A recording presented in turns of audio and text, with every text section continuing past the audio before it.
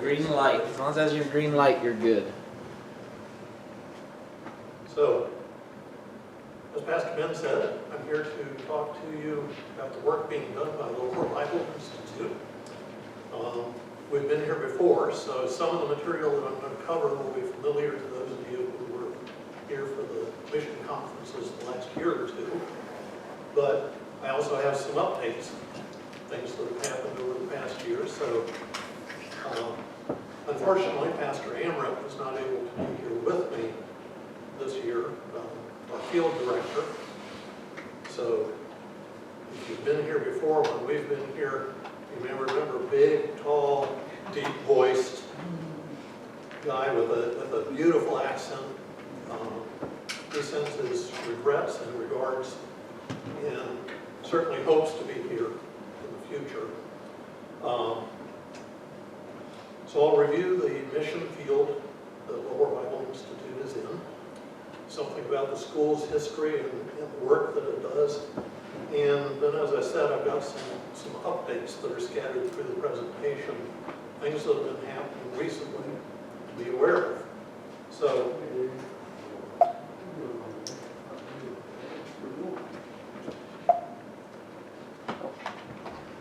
Pick the other one. There you go. the other four. Okay, so Lower Bible Institute is in Pakistan. Pakistan, of course, is a nation in Asia, just west of India. Pakistan is a nation of geographically about double the size of our state of California. As of the last census, there were 243 million people living there, so it's much more densely populated than we're used to here. And by the way, that's almost certainly over 250 million by now. Almost all the population regards themselves as Muslim, 97%. 2% say they're Christian, and 1% other. Now, interestingly, in a predominantly Muslim nation, 3% have heard the gospel. And if you do the math, 2% claim to be Christian, 3% have heard the gospel. That means that roughly 2/3 of those who hear the gospel in Pakistan respond positively to it. I wish we had that kind of response here in the United States, friends.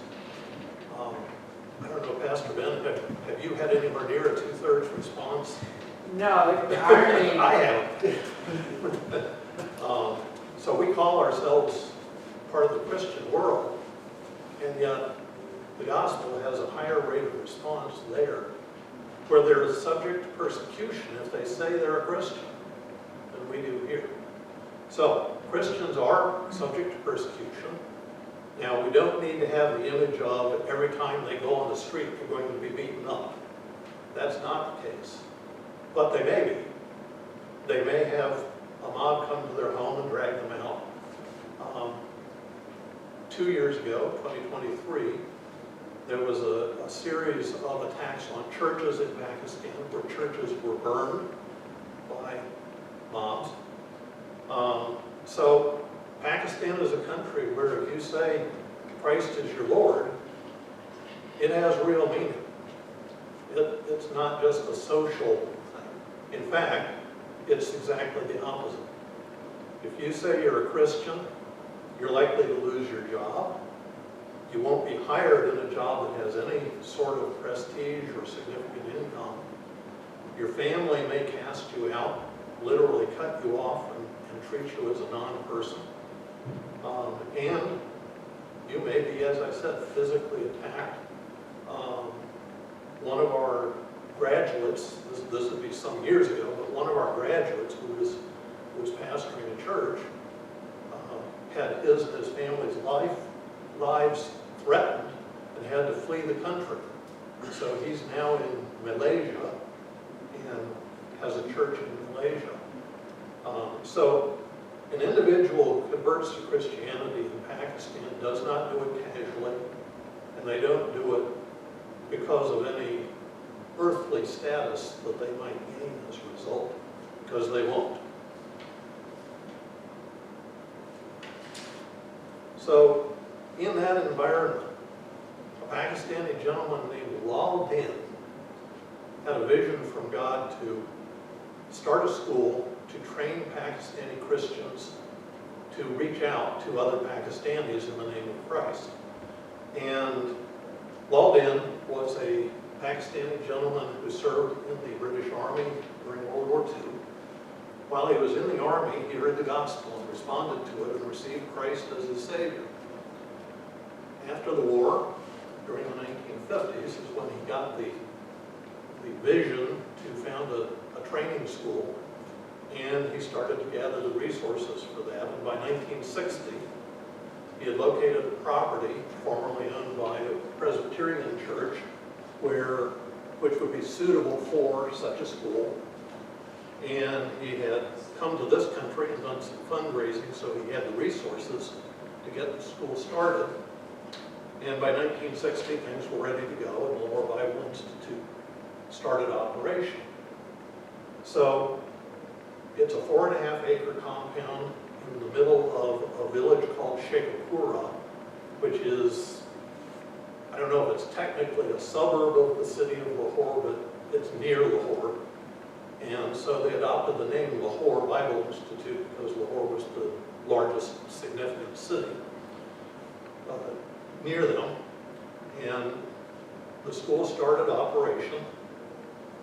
The compound includes a church, large academic building, and 2 or 3 smaller classroom buildings, quarters in which the students on campus and their families live, and some of the staff also lives on campus.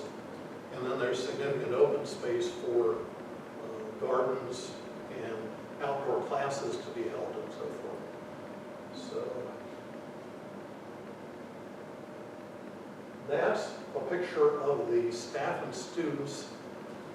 We just found this photo a few months ago while we were going through some old records of the school. I think it's likely to have been taken sometime in the late 1960s, based on the ages of Lal and Lefa Din, Lefa being Lal's wife. They're in the yellow oval in the picture, and in the purple sort of oblong shape, that's Pastor Amrit as a young man, young father, and he's got one of his children sitting in his lap, and next to him, kind of obscured by the outline, is his wife Mercy. She's got another one of their children in front of her. And if I'm correct in who those children are, they are now adults who are members of the Lahore board here in the United States. One of them is a doctor, and the other one is a chief financial officer of a school district in Virginia. And they serve on Lahore's board, along with their father, who is our field director. So, as I said, late 1960s there, so early days, so to speak.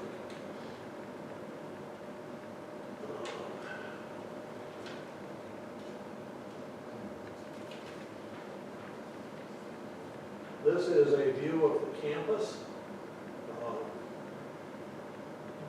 I think taken around 2010, and that's the large academic building there in the background, the white building.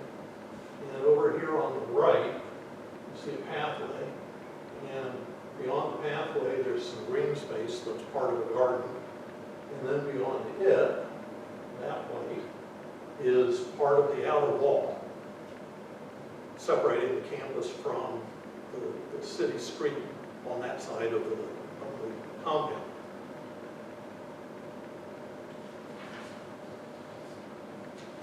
You're at school, you take classes, right? So, Lower Bible Institute has a curriculum that's intended primarily for training Pakistani Christians to become pastors. It's a 3-year program, and it's comparable to what you would get at most Western Bible colleges. There's intensive Bible training, 12 classes during the 3 years in Bible, yearly classes in both Hebrew and Greek, homiletics, systematic theology, music, and some supporting classes like Christian history and so forth. So somebody who graduates from Lahore has a theological education that would be comparable to what a 3-year graduate of what used to be Practical Bible College in Binghamton and then became Davis College and then unfortunately had to close, or any other similar school here in the United States might go through all their students. There's a 2-year program leading to not a degree but a certificate. That's intended for people who don't feel called to be preaching pastors. So they might become traveling evangelists, they might become associate pastors in a church, they might become support staff for a Christian organization in Pakistan. There's also training for wives. That's something that I don't know whether every Western Bible college includes or not. But they want the wives to be able to reach out to the women in their churches, because having a male pastor dealing with women in that part of the world would be socially incorrect. So they want the wives to be able to work with the women while the pastor works with the men. So there's a special track for the wives at LBI. And last time I was here, I mentioned that we were starting, that's the word he made use of at the time, we're starting an online program of classwork. Basically, during the pandemic, while classes could not be held publicly, the staff got together and they said,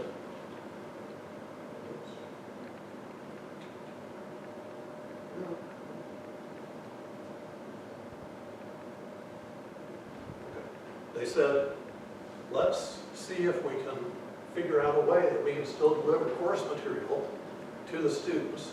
The students, most of whom were still living on campus, they just couldn't get together in classes. They couldn't gather in groups. And so the staff came up with the idea of, hey, most of our students have cell phones, some of them have computers. Let's see if we can deliver course content online. And if we can record lectures being given, post those online, and the students can view the classwork and keep up that way. So we made that happen by working with them to purchase the computers that they would need to do the content creation part, some cameras to record the class material, and the staff provided the expertise to make it happen. And it became what we now call the Online Academy. And it's been in operation for in the neighborhood of 2 to 3 years. I don't know exactly when we would date the beginning of it. But in the course of doing that, as they set up the cameras and so forth to do the recording for the Online Academy, they said, well, why limit this to just our students? We're going to have the ability to record material.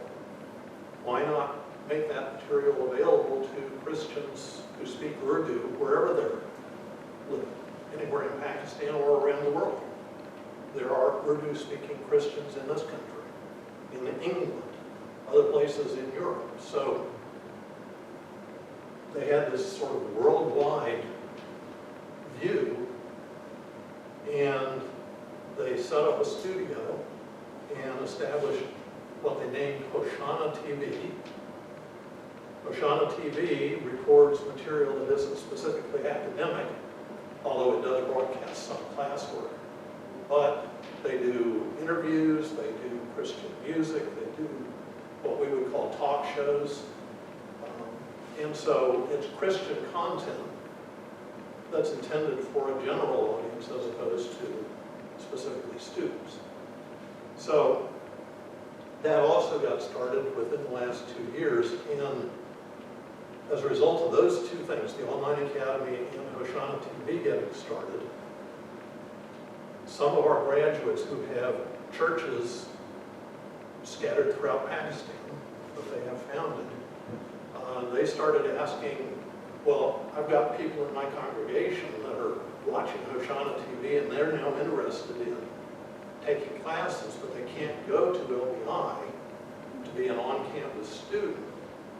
Can we arrange for them to become official students viewing the material in our church with me and the pastor, that is, as a proctor and mentor, part of an informal part of the staff. And so the staff at LBI started to figure out how to make that happen. And so we now have 6 churches that we call satellites that are receiving content that's recorded at LBI. They view the classwork, they talk about it, however many there are in that church who are students that way. They talk about it with their pastor, and then the staff arranges for them to take exams so that they can certify that they're passing the class, same as an on-campus student. Now, I don't know how that certification works. That's still a work in progress. But I know the staff has been working on it. Here's the Hoshana TV studio with the academic staff of the school. So you can see that's a studio that would be much like what we would have in any TV station in this country. So that's where they do their broadcasting and recording.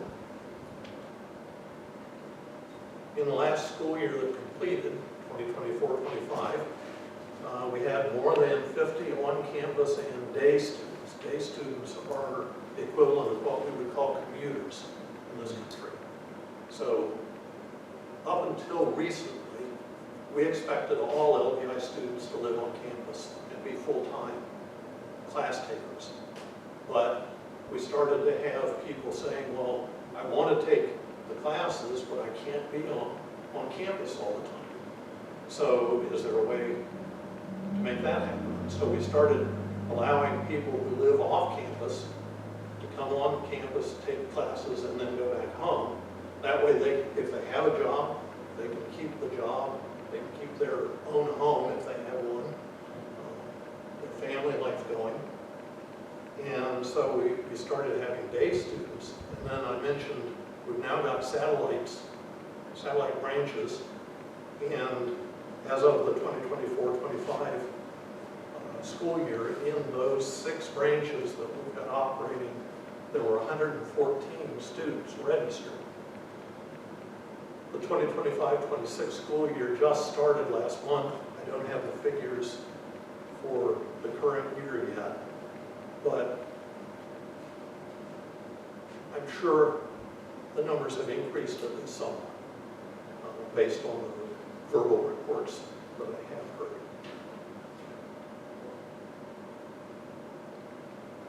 If you go to a school, you want to graduate. Because of the climate, Pakistan is in an area of the world that's extremely hot during warm weather during summer. So it's not great to try to have graduation during the summertime. So we hold our graduation ceremony in February when the weather's cooler. That's in the middle of the school year. That's sort of odd compared to how we do it in this country. But we make it work by arranging for all of the required classes for a third-year student to be completed by February, so that the staff can say, yes, this student has passed all their necessary classes, and then they just take electives during the remaining 3 months. So February of 2025 is our most recent graduation. We had 83 students graduate. That's up from 53 in 2024, which was a significant increase from anything we had prior to that. So the numbers are climbing year over year. The Lord has brought new students to us partly through word of mouth, partly through the online activities that LBI has undertaken. At least some of those recent graduates were from the satellite branches. I don't know how many. Again, the certification of satellite students is still as much an art as a science, shall we say. We do want to make sure that those students are as rigorously ready to go out and pastor a church as the students who are online or on campus. So we're still working out the details of how best to make that happen in a repeatable way. But you can see in the photos, graduation is as big a deal in Pakistan as it would be here. They wear the academic gowns, they have speeches, and the whole 9 yards, just like we would in graduation ceremony here. This is a photo of the graduating class of 2024 in the middle of their ceremony. You can see them reading from the Bible. If you see what the front row has open in front of them. But what I want to call your attention to is there on the sides and back of the space is some hangings, some curtains. That's a large tent that they're in, basically. That open area in the middle of the campus, for graduation, they put up a big tent.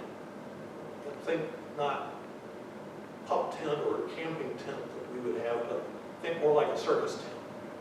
So it's a huge canopy with those panels hanging down as walls. And then there's carpeting. And you can see here on the right, there are chairs with blue and gold hangings on them that they use during graduation. And the reason I'm pointing all that stuff out is that one of the most recent developments, stewardship-wise, that we've implemented, the staff and students had been renting that equipment, the tent and the carpeting and the chairs and so forth, for graduation each year. And that cost anywhere between $150 and $300, depending on the exchange rate and just the pricing, inflation that was involved. And that was a yearly expense. And they said, why don't we see if we can reasonably buy that equipment? So LBI will own it. We won't have to pay for it again every year. And they found a place where they were able to purchase what you see for about $900. So within 5 years, 6 years, that expense will have paid for itself. And in the meantime, we're not having that $150 to $300 expense on our books year after year after year. And, oh, by the way, there are other Christian organizations who are interested in renting that equipment from LBI now to bring in a little bit of income. So they've turned it from a cost sink to an income generator through prayerful thought.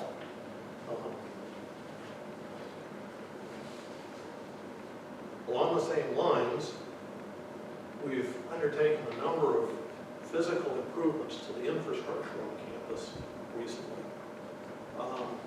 When I was here last year, I talked about the outer walls being modernized and built up. And I think at the time I would have told you that there were 1.5 of the walls had been completed as of last fall. It's now all 4 outer walls have been done. And so that involves taking out the old brickwork, putting in new bricks, doubling the width of the walls so they're more substantial, better able to stand up to weather and any shifting of the ground that may happen as a result of earthquakes or mudslides or anything like that happens. the government of Pakistan implemented a rule that said walls of all public structures had to be a certain height. The height was about 1.5 feet taller than what LBI's walls were. So part of this work has been increasing the height of the walls to meet that standard. And the government also said they wouldn't require, but they would recommend putting barbed wire on the top of the walls for safety purposes. So we've done that. We had some barbed wire in place around the front gate. Now it's all four walls, the entire perimeter. Another part of the modernization is we put in a new front gate. That's what's in the picture here. So you see this is a large bifold metal door. Used to be the front gate door was wood and a metal lattice work. So this is much more substantial. I'm not going to say that it could withstand, say, a large truck being driven into it, but anything short of that, it should be able to withstand. And in front of it, of course, you see a traffic bar, similar to what we might have at any gate in this country. Part of the process also was we used to have a room for the security staff where they could sort of gather and exchange information about what was going on campus. We've put a larger security office in place. There are cameras scattered around campus, and those cameras feed pictures back to monitors in the new security office so that the security staff can, at a moment's notice, see what's happening at any place in campus. So if anybody's trying to sneak in, come over the wall or whatever, the security folks can become aware of it much quicker than they used to be able to and respond. We also had very outdated sewer hookups.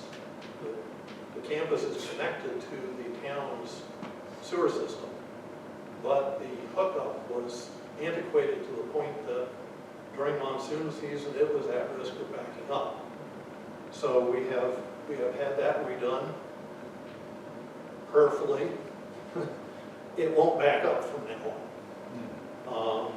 And then finally, we're in the process of upgrading the roofs.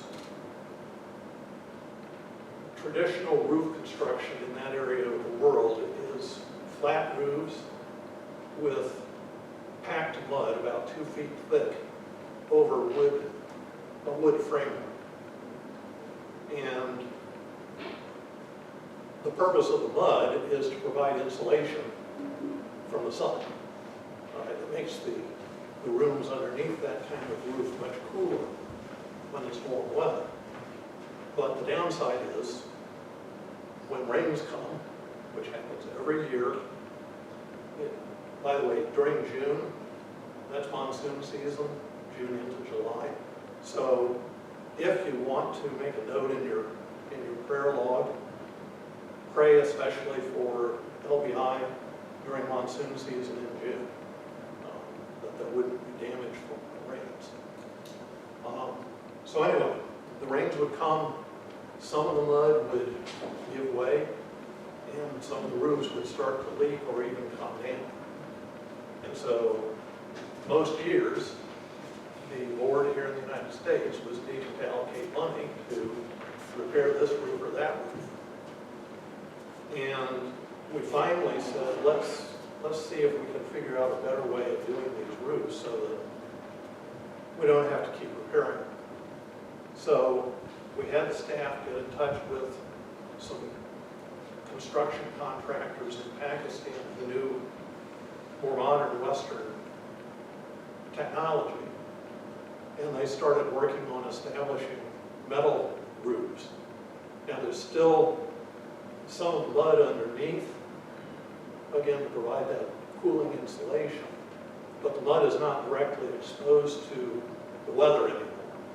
And so the metal roofs protect the mud so the roof doesn't have to be redone every few years. And we're in the process of rolling those new roofs onto buildings on campus as finances allow. So I think we're halfway through that part of the project-ish, halfway-ish.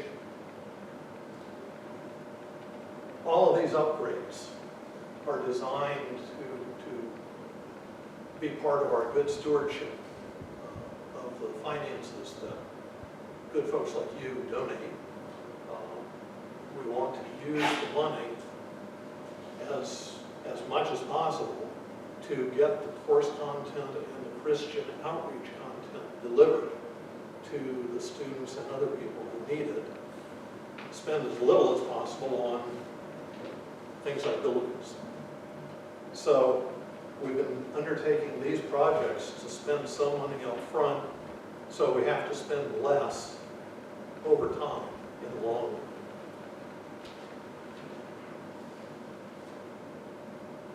So, LBI is 100% supported through donations. There is no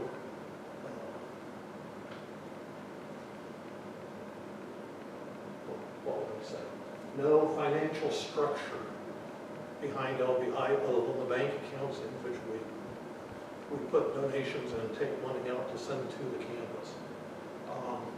There's no paid staff, and no salaries paid to anyone in the United States. There's no serious degree of expenses here in the United States. Last year, the only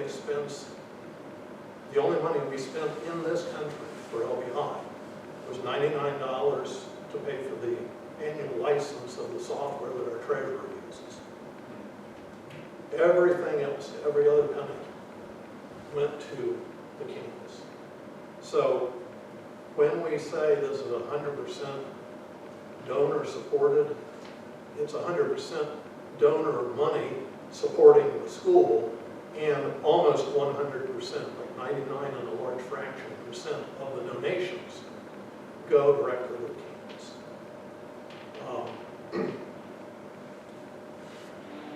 The reason this works is that the vision that Al-Din had for LBI of Pakistanis reaching Pakistanis, and more generally anywhere in the world, locals reaching locals, is a more cost-effective way of spreading the gospel than having a Western missionary start from this country or England or wherever and have to travel to the field and be supported in the field and come back periodically to raise money and go back. The budget that I reported we were spending last year was $4,650 per month. It's still $4,650 per month.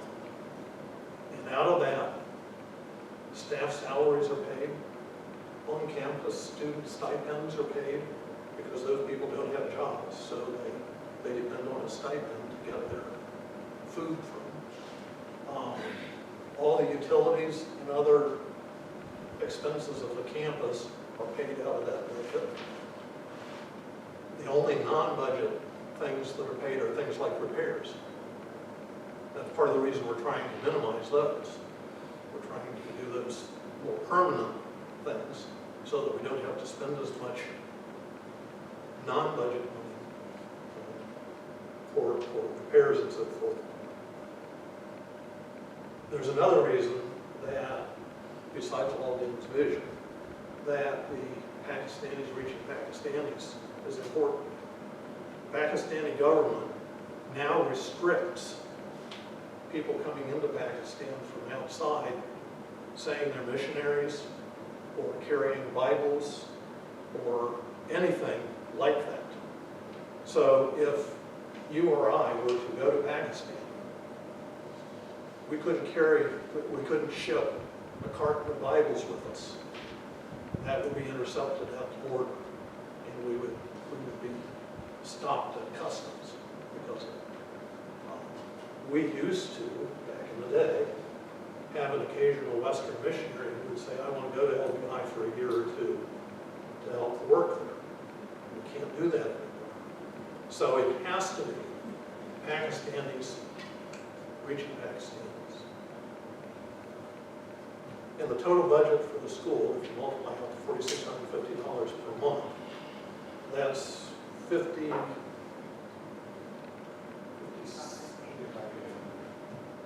Yeah, I thought I had it on the top of my head, but $55,800 for a year.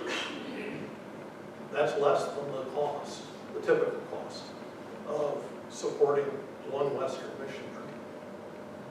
And for that money, you get an entire school operating and graduated pastors to go out into the field. So how you can help, this slide is basically the change from last year. Top 3 things you can do to help are pray, pray, and pray. And I'm serious about that. Yes, donating money is nice. We appreciate it and it's necessary, but prayer is the top thing, by far. The staff and students there crave our prayers. They crave our prayers not so much for safety, although that is part of it, but mainly for boldness. They want to know that people are asking the Lord to make them seek opportunities outside the campus where they can talk to friends, family, neighbors, random people on the street about Jesus. One of the things that the folks on the campus do periodically is they have a parade through town where the staff and students will get together and they'll march through the streets and they'll sing hymns and Christian songs, and people will, because that's obviously an event, people will come out to watch, and some of them will catcall and make fun and so forth, but some of them don't, and maybe some of those people, the staff and students, can talk to along the way. Talk to them, engage, and maybe begin the process of reaching them for Jesus. So they want to be able to do that with boldness and conviction. And that's the biggest thing that you can pray for. Secondly, be aware that Pakistan is only one place in the world among many where Christianity is subject to persecution. Most of Asia, much of Africa, part of South America, even places in Europe, Christianity is not accepted. And in some places it is subject to legal persecution. So be aware of the persecuted church generally, Christians in places like Ethiopia, whose degree of danger, I'll say, is actually higher than it is in Pakistan. The more we know about the persecuted church in general, the more blessed we feel. Trust me, friends. The more blessed we should feel than anyway. But pray, be aware of the persecuted church, donate, and we thank this church and you folks as individuals in the church for your support of LBI over however many years it's been. And then finally, spread the word. If you know somebody who is interested in missions, let them know about LBI. There's a LBI website, lbischool.org, that they can go to find out a bit more about the school, and maybe they will be interested in supporting the school as well. By the way, this is a brand new flyer that we've had printed. We might have had some of these with us last year, I'm not sure, but I know that would have been the very first, because if I had them with me last year, they would have been hot off the press. So I've left some of them on the small table in the back there. Feel free to pick one up, put it in your Bible as a prayer reminder. And oh, by the way, bottom corner there's a QR code. You can scan with your phone if you're minded to do an online donation.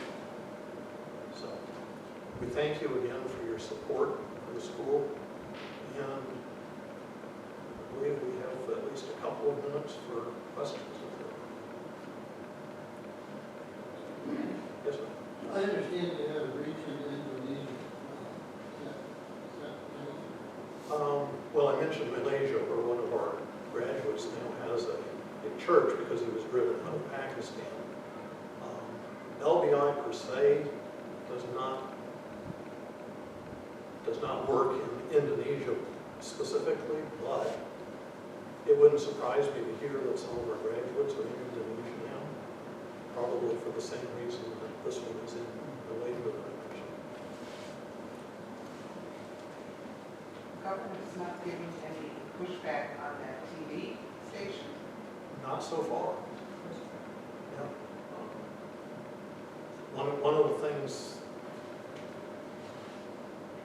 in this country, you're aware, we don't have just like 3 major networks anymore. We've got however many hundreds.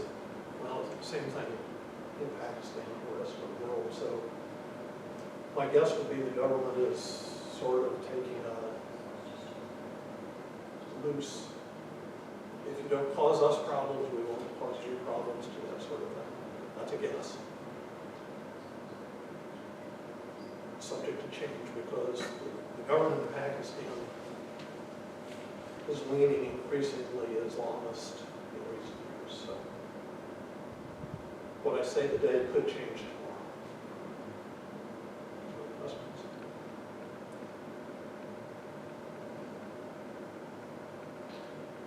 Are you limited, is LBI limited in the number of students that they can have by donation, amount of donation made? Yes, that would be the literal answer. The more money we receive, the more students we can support. Now, that's talking about on-campus students who require a stipend. And we give them a stipend so they can have their room and board while they're other full-time students. Day students don't receive a stipend, so they're not dependent on donations. The satellite students don't receive stipends, so they're not dependent on donations, except in the sense that donation money does go to support the online academy and push on the TV operations, but make the satellites possible. So it used to be, like if you had asked me that question 10 years ago, I would have said yes, there's a direct correlation. The more money we get, correspondingly more students we can receive. Now it's a little softer. We get more money, we can get more students on campus, but we can get more students even if we don't receive higher donations, if that increase in students is day students or satellite students. That makes sense? Do your day students and satellite students have to pay for classes and stuff? That's a great question. And it's one we're grappling with as we speak, literally. Currently, the answer is no. Day students and satellite students do not pay, well, no student pays to be a student. The staff and the American Board are consulting about the possibility that maybe we should seek at least some minimal tuition from students like the day students and the off-campus satellite students, just to make sure they're serious. And if we do, then that would again change the equation about money coming in versus the number of students who can support. So we're literally discussing that in the board. In our last 2 or 3 board sometime, maybe by the time, if LBI comes back to present again next year, maybe I'll have news on that from who you talk to. The day students and the online students do the same as LBI. That's the idea. As I said, the way in which we certify them to be sure that they are really able to pass the classes is still being worked out because of it. It's still sort of informal. One of the things we may implement in the future is letting them stay in their satellites to take the classes, but then come to LBI to take exams. Currently, the pastor who oversees each satellite delivers the exams. So we don't have as much control over the graduation of those students as we would like to. So that's something we're working on, trying to make it a little more procedural and rigorous.